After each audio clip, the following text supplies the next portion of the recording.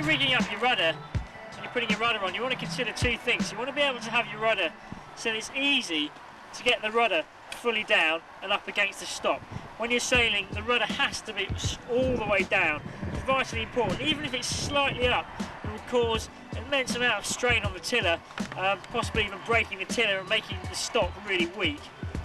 So what I've done, instead of just having this rope, which is a rope I pull as the downhaul, I've actually fed it using these rivets a little bit. They've all got plastic fittings in the middle of them, so it all makes it nice and easy and smooth for the rope to run along.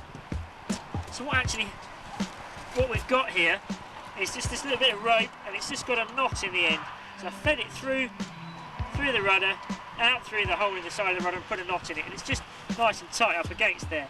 Then that rope comes all the way through here and actually goes around this one here, so it gives a nice lever. So when you pull on it, it's actually pulling in a nice line like that. So once it's on the boat, and the stock is on the boat, I'll put it on now. And to get it on, the best thing to do is put your finger under the bottom of the two pin tools, which are the pins, and you'll find you can still get the top one in place quite easily. If you try and, it's very hard to do when the boat's on the water and it's jumping around. You can often get the bottom one in without getting the top one in. So if you put your finger under the bottom one, so it's just located in there, slot it down, it's in. And now, when you want to pull the rudder down, you pull on the string and it just pulls it up so it's in a nice straight line. The bolt in the rudder stock, it's quite important to get the tension in that bolt just about right. That's a matter of preference. If you have it too tight, you find it too difficult to get the rudder down really easily. And if you have it too loose, you'll find that when you let the rudder go, it'll just fall down, it'll chip all the nice bits off the end of your foils. It's really important to keep your foils in good condition, so you don't want that to happen. So you see here when it's up, it'll actually hold itself up. What I've done is, in my downhaul arrangement, I've arranged it so that you can loop the rope round. I'll show you how to do that in a minute, just to keep the rudder up and secure. So keep the tension exactly as you want. But the idea is that when you pull this rope, it'll pull the rudder down so that it's just really nice and tight, and you've got a nice straight line between the back of the stock and the back of the rudder. And the standard tillers and stocks come with a hole in the top of the stock, and the tiller which pushes all the way in, and then the pin goes down. Now, I don't find that I need to use that. It's up to you. I'm not using the standard tiller here. I've just bought a Gorilla tiller. It's a bit thicker, a bit more chunky, and unlike the aluminium tillers, it doesn't bend under strain.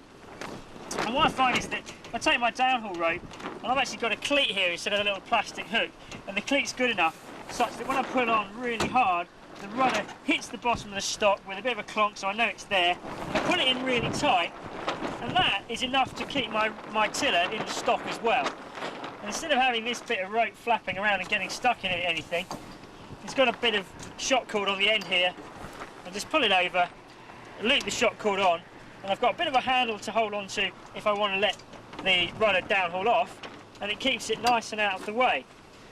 Now, the other big advantage of using this is when I want to pull the rudder up and come into shore, I just lift it up, and the shock cord on the end, which is just pull it back around the back of the rudder, and then it just loops on to my cleat there.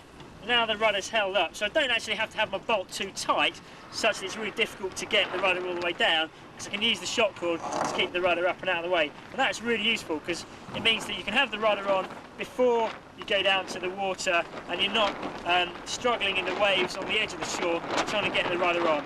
And then when you're in the water, just unhook it, don't let it slam down onto the shore, let it down slowly, so it's about halfway.